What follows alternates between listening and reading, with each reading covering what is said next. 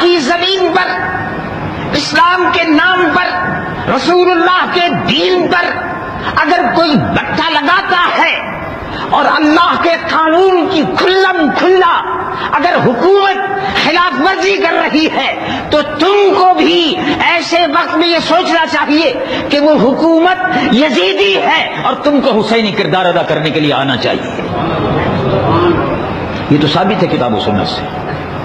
اب جو لوگ جان چرانے کے لیے اور اپنے حلوے کے کھانے کے لیے اور مست بیٹھے ہوئے ہوں اور یہ سوچتے ہوں سیاسی بات ہے، حکومت ناچ گانے پھیلا رہی ہو، ٹیلی ویژن سے قوم کے لیے اخلاق کو بگاڑا جا رہا، حکومت قوم کی بہو بیٹیوں کو آبرو باختہ کر رہی ہو، ایسے وقت میں ایک عالم دین سے تم یہ کہو کہ خاموش بیٹھے رہو، سیاست میں مت بولو، یہ سیاست ہے.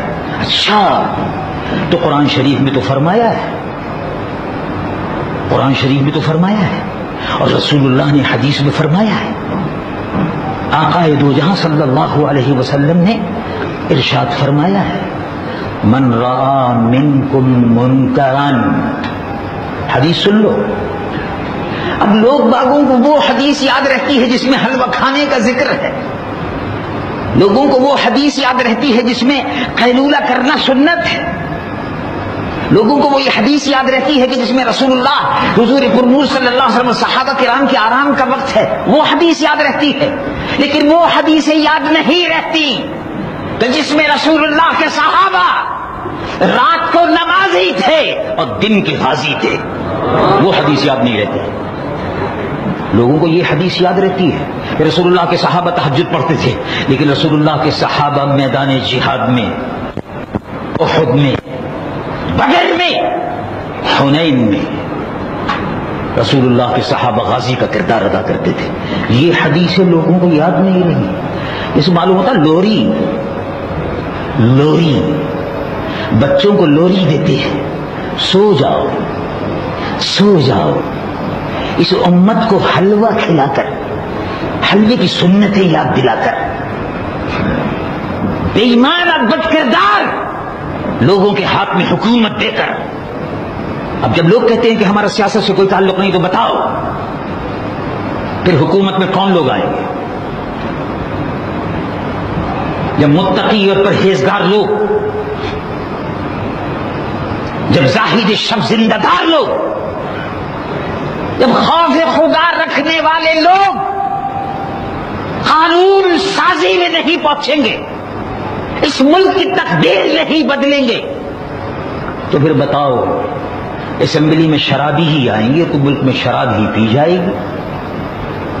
تو جب شراب کے لائسنس دیے جائیں تو آپ کیوں احتجاج کرتے ہیں؟ شراب کے لائسنس مت دو، شراب کی دکانیں بند کرو. کیوں؟ آپ نے شرابیوں کو بھیجا تو شرابیوں نے لائسنس دے دیے، اور آپ نمازیوں کو بھیجتے تو نمازیوں کا اہتمام ہوتا. انہیں جواریوں کو بھیج دیا، رسہ گیروں کو بھیج دیا.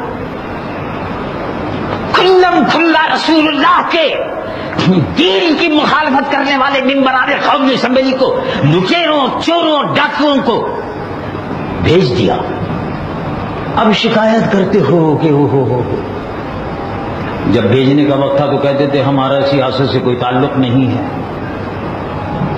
اور اب کہتے ہو مولانا صاحب، شاہ صاحب، دیکھیے صاحب ہمارے محلے میں صاحب شراب کی دکان کھل گئی صاحب، جوا ہو رہا ہے صاحب، رنڈیاں اور کنجریاں بیٹھی ہوئی ہیں صاحب، عورتوں کی بے راہ روی ہو رہی ہے صاحب.